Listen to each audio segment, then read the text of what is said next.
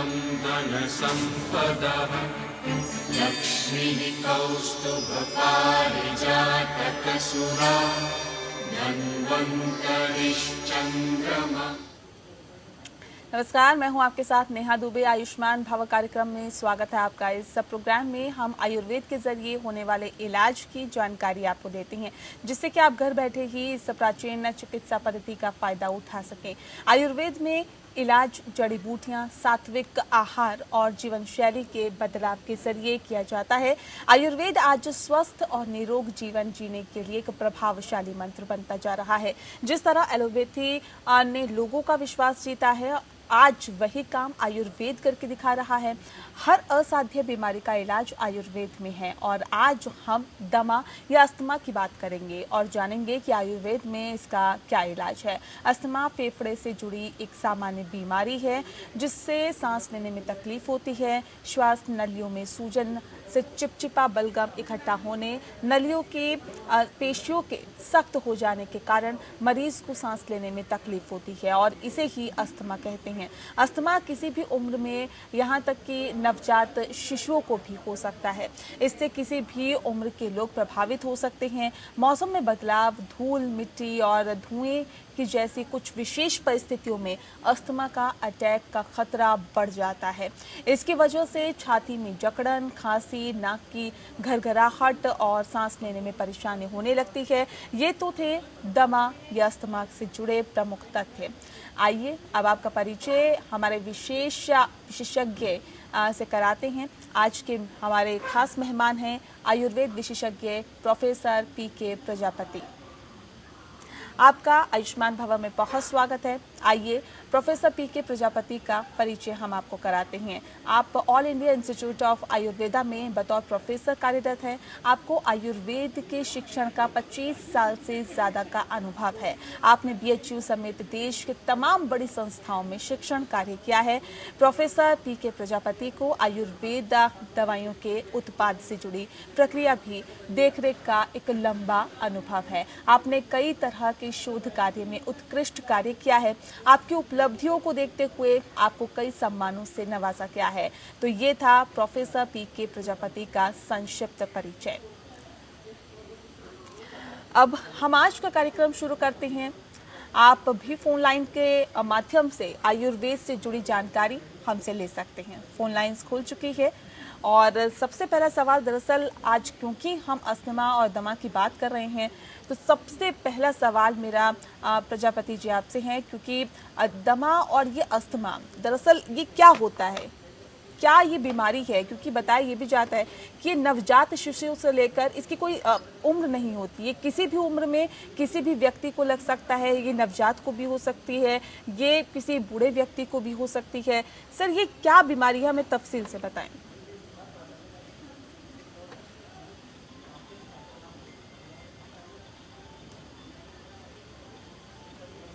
उम्र के इंसान को हो सकता है, बच्चों से लेकर बड़ों तक किसी को भी होता है ये।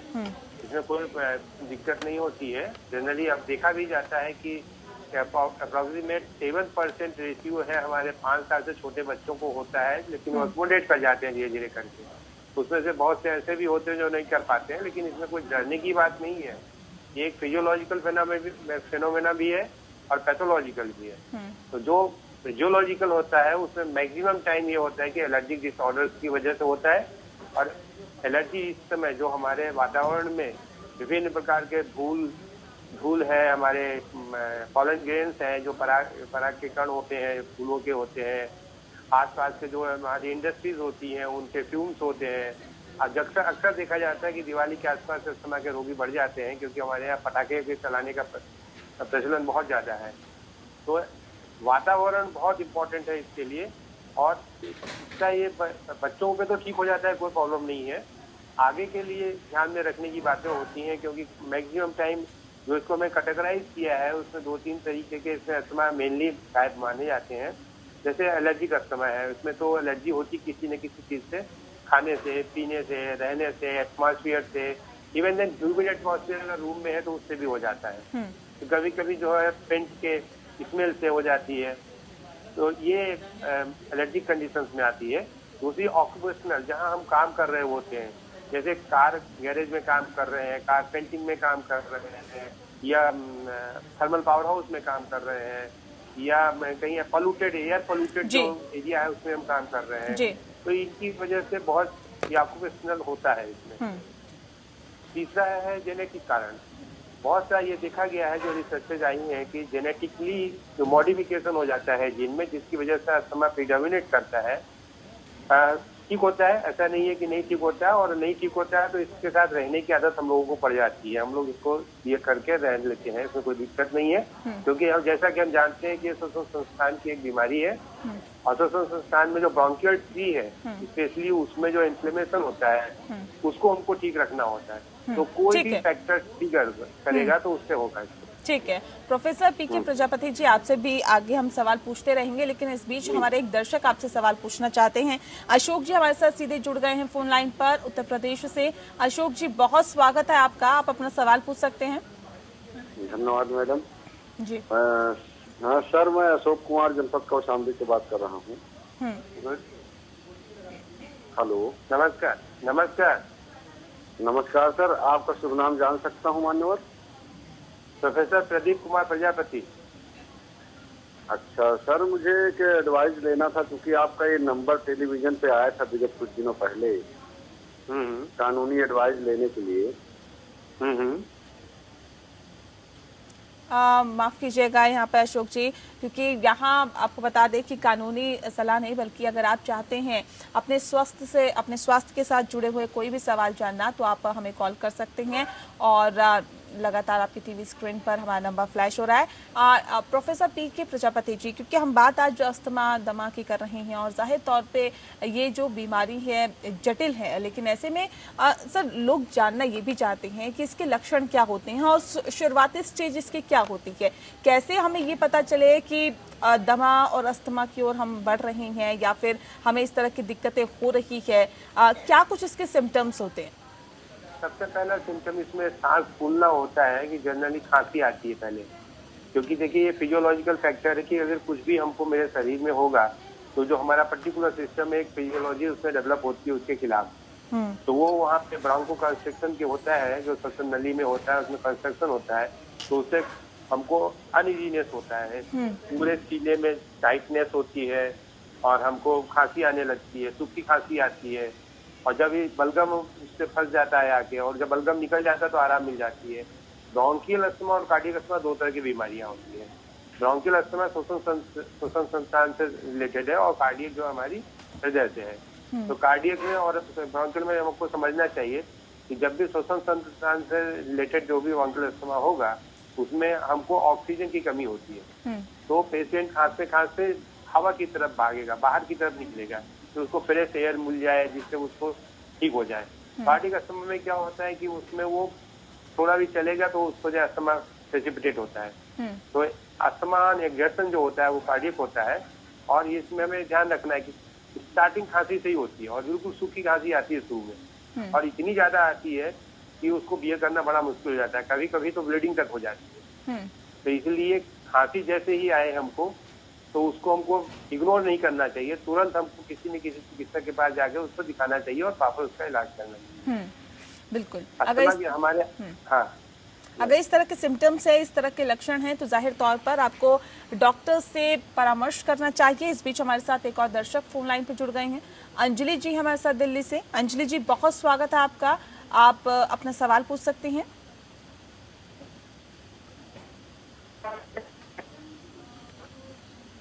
अंजलि जी, आवाज मिल पा रही है आपको? कह रही मेरे सर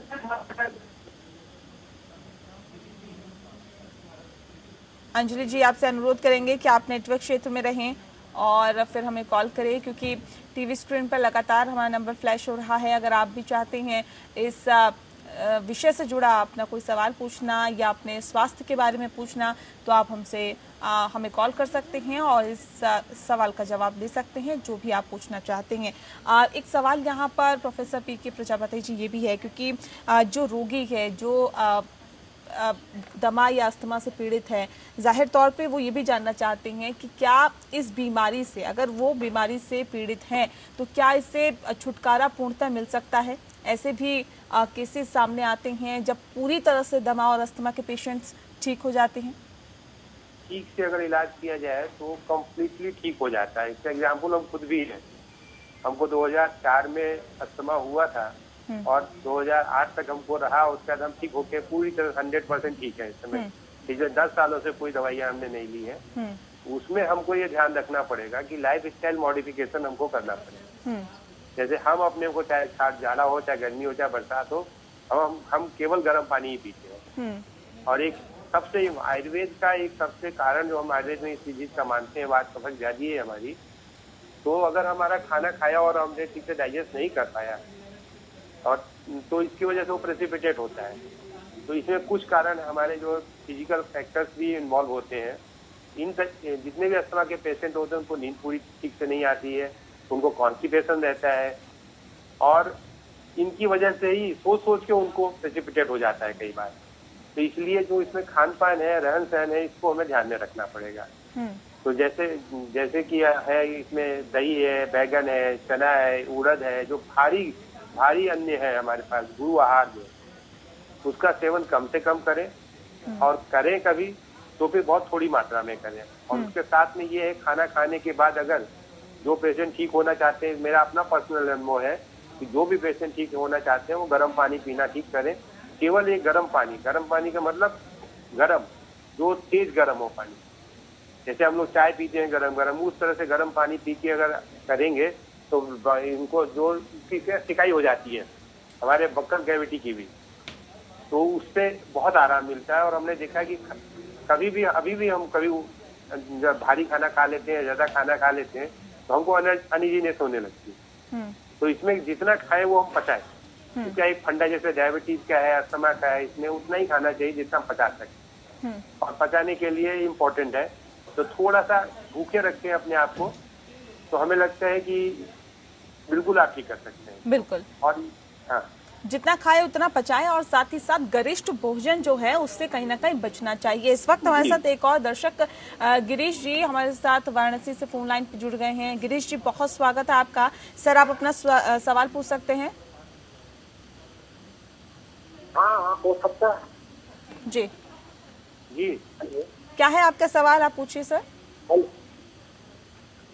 हाँ, हम सवाल पूछे आपसे तो फोन किया, पूछे आपसे जानकारी तो फोन किया।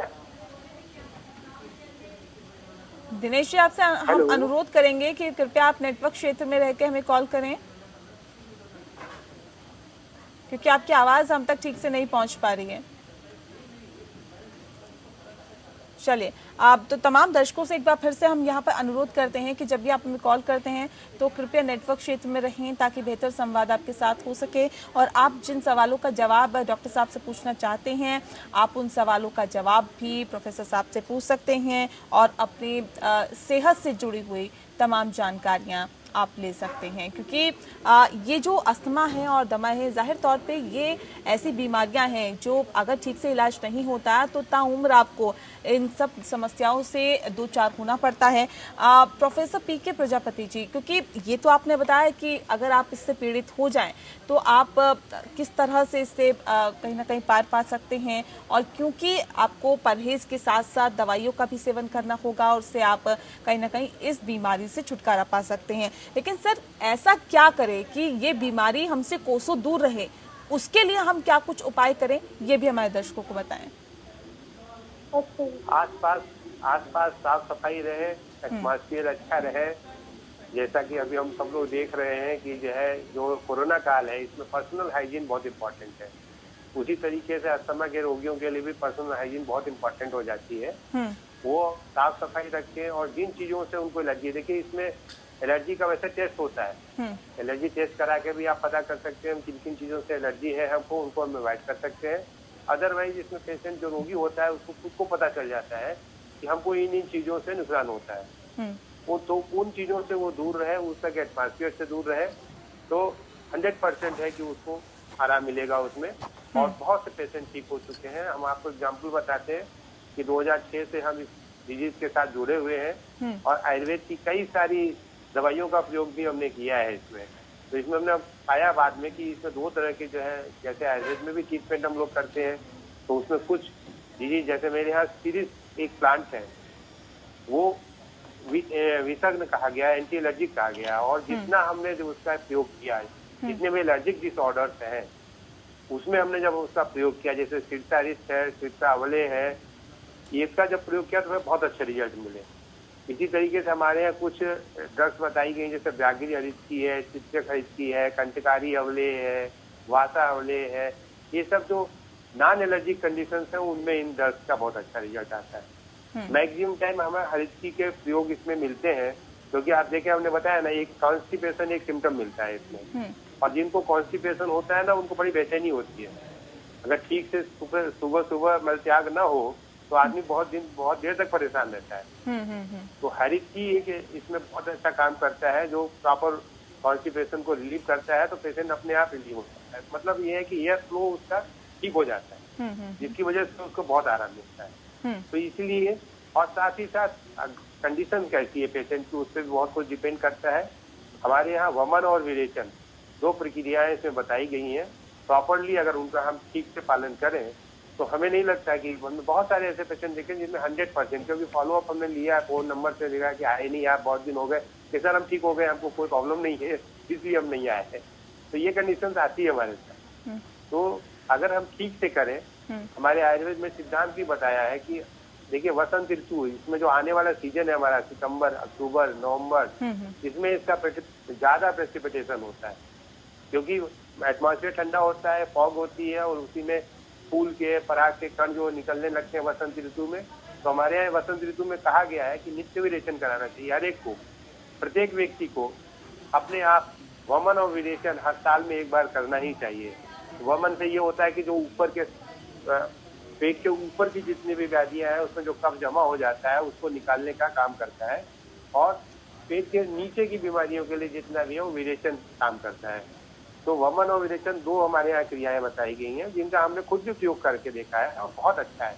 मतलब ये समझ लीजिए कि जो फर्स्ट टाइम हमने विरेचन कराया। प्रोफेसर साहब, आपसे बातचीत हम लगातार जारी रखेंगे, लेकिन इस बीच एक दर्शक हमारे साथ फोन लाइन पे जुड़ गई हैं। सायरा है गुजरात से। सायरा जी, बहुत स्वागत है आपका, आप अपना सवाल पूछ सकते हैं।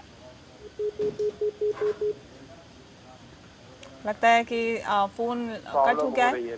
बिल्कुल, लेकिन यहाँ तमाम दर्शकों से, क्योंकि हम बार बार अनुरोध करते हैं कि जब भी आप हमें कॉल करें तो नेटवर्क क्षेत्र में रह के ही कॉल करें। दरअसल प्रोफेसर पी.के. प्रजापति लगातार हमारे साथ जुड़े हुए हैं, जिनसे हम ये जान रहे हैं कि अस्थमा और दमा से निपटने के लिए आखिर क्या कुछ किया जाए, और आखिर क्या कुछ किया जाए ताकि इस तरह की बीमारी हमसे कोसों दूर रहे। इस बीच हम चर्चा इस विषय पर करें, लेकिन उससे पहले हमारे साथ एक दर्शक फोन लाइन पे जुड़ गए हैं, दिनेश जी। दिनेश जी, बहुत स्वागत है आपका, आप अपना सवाल पूछिए।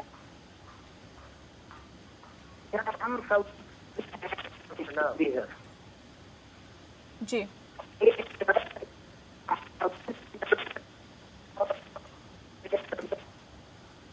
लगता है आवाज़ आपकी नहीं हम तक पहुंच पा रही है, और ऐसे में यही वजह है कि हम ये बार बार कहते हैं कि आप नेटवर्क क्षेत्र में रह के ही हमें कॉल करें।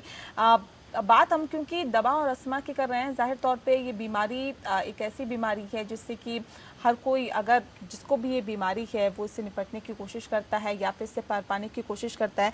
लेकिन एक सवाल बहुत इसमें अहम हो जाता है ये जानना, क्योंकि जाहिर तौर पे जो दमा का मरीज़ है या जो इस बीमारी से ग्रसित है, उसके जो आसपास का जो माहौल होता है वो बहुत महत्वपूर्ण होता है उस मरीज़ को ठीक करने के लिए। लेकिन एक सवाल इस बात को लेकर भी है, प्रोफेसर पी.के. प्रजापति जी, ये हमें बताइए, क्या ये जो बीमारी है ये फैलने का खतरा भी बना रहता है?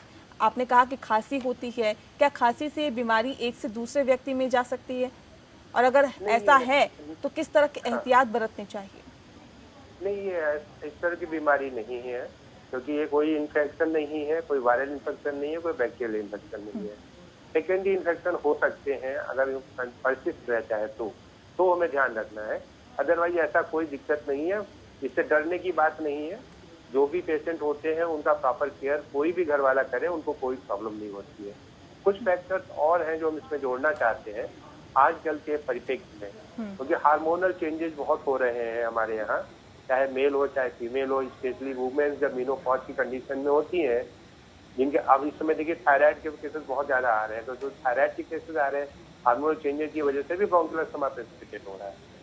तो उस समय काम एंड कूल सिचुएशन और उनका वो मेंटेनेंस जरूरी है, हार्मोनल बैलेंस। ये इसमें भी मैं आपसे आगे एक सवाल जरूर पूछूंगी, लेकिन इस बीच हमारे साथ अशरफ लखनऊ से फोन लाइन पे जुड़ गए हैं। अशरफ जी, बहुत स्वागत है आपका, आप अपना सवाल पूछिए। हमारी वाइफ को एलर्जी है, इनको खांसी होती आती बहुत ज्यादा। खांसी कब आती है आपको? दिन में आती है, रात को आती है? खांसी को सुबह शाम आती है, जिसको उठती है तब भी खांसी आती है, दोपहर में आती है और सुबह ज्यादा आती है जिसको उठती है। इनहेलर लेते हैं क्या? दवाइयाँ सुबह चल रही है क्या उनकी? दवाइयाँ कुछ चल रही है क्या उनकी पहले से? आज करीब 7-8 दिन खांसी को आ रही है, एलर्जी है उनको, खांसी है। अच्छा अच्छा जी। तो थोड़ा सा उनको जो है आप तुलसी का पानी, गर्म पानी तुलसी का शहद के साथ दें, उनको आराम मिलेगा। दूसरा ये है कि उनको बासी खाना खाने के लिए मना करिएगा। महिलाएं घर में अक्सर जो होते हैं रखा हुआ खाना खाने खत्म करने के चक्कर में खा लेती हैं, तो बासी खाना न खाएं, तो गरम गरम खाना खाएं। दाल चावल रोटी सब्जी सब खा सकती हैं, लेकिन गरम गरम खाएं, फ्रेश बना हुआ खाएं। और जितना उनको भूख लगती है उससे थोड़ा सा कम खाएं, और खाने के बाद 1 गिलास गर्म पानी पिए हो। कोशिश ये करिएगा कि उनको गला सूखने ना पाए।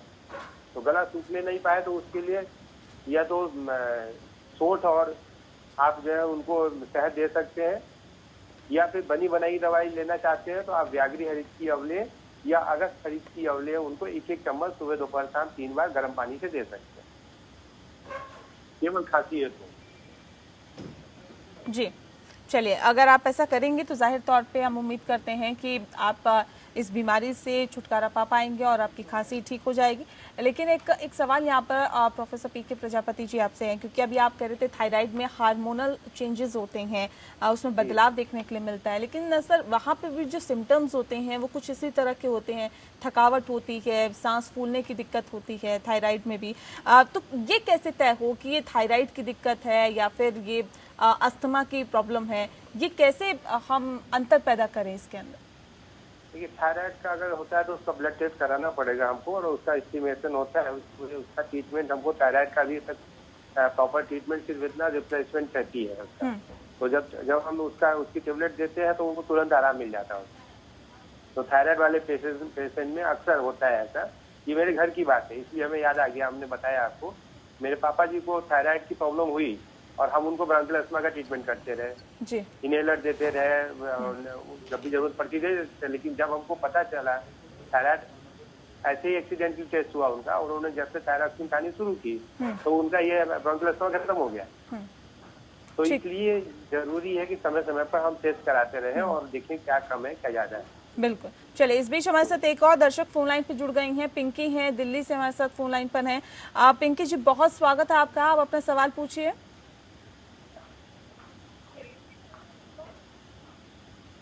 पिंकी जी, आवाज मिल पा रही है आपको? हाँ जी जी। हाँ जी, मैं डॉक्टर मैं पूछना चाहती हूँ कि मेरा गला बहुत जल्दी खराब हो जाता है। हाँ जी हाँ जी हाँ जी। जल्दी जुकाम हो जाता है आपको? जल्दी गला खराब हो जाता है? हाँ जी, और मेरे को मतलब गले में से आवाजें आने लग जाती हैं जी। हाँ जी। तो दिल्ली में कहाँ रहती हैं आप? आसपास देखिए कोई आयुर्वेद का अगर डॉक्टर हो तो दिखा लीजिए उसको, और नहीं तो फिर हम दिल्ली में भी कासपुर में रहते हैं हम। अच्छा, तो इसके लिए देख लीजिए आप थोड़ा सा गर्म पानी लीजिए, एक कप गर्म पानी लीजिए, और उसमें 1/4 चम्मच हल्दी और 1/4 चम्मच नमक डाल के उसको खूब मिक्स कर दीजिए, और मिक्स करने के बाद उसको थोड़ा छोड़ दीजिए, सेटल कर दीजिए, और पानी को छान के केवल पानी से गार्गल करना है। और गार्गल करते करते अगर पी जाती है तो कोई दिक्कत नहीं है आपको। इसको 2-3 बार आप करिए, आपको इसमें आराम मिल जाएगा बिल्कुल। और इससे भी आराम नहीं मिलता है तो थोड़ा सा सीतोप्लादी और शहद ले लीजिए आप साथ में। 2 ग्राम सीतोप्लादी 1 चम्मच शहद में लेके दिन में 2 बार चाटिए, और उससे भी ठीक नहीं होती तो आप all India institute of Ayurveda में आ जाइए, हम देख लेंगे कैसा है क्या नहीं। जी चले, अगर ऐसा करेंगे पिंकी तो उम्मीद करते हैं कि आपकी जो समस्या है उससे आपको छुटकारा मिलेगा। बहुत बहुत शुक्रिया आपका प्रोफेसर पीके जी आपका, और हमारे साथ इस खास कार्यक्रम में जुड़ने के लिए। दरअसल पीके प्रजापति जी ने आपको बताया कि किस तरह से दमा और अस्थमा से आप छुटकारा पा सकते हैं। उन्होंने ये भी बताया कि ये बीमारी आपको ना लगे उसके लिए आपको आखिर क्या कुछ करना है, और अगर आप इस बीमारी से पीड़ित हैं तो आप कैसे इसका छुटकारा इससे पा सकते हैं। बहुत बहुत शुक्रिया आपका, आपने बहुत ज़्यादा इन्फॉर्मेशन इस विषय पर हमारे दर्शकों को दी। और इसी के साथ आयुष्मान भव में इतना ही, मुझे दीजिए इजाज़त। नमस्कार। आरोग्यं धनसम्पदः लक्ष्मीः कौस्तुभपारिजातकसुरा धन्वन्तरिश्चन्द्रमा।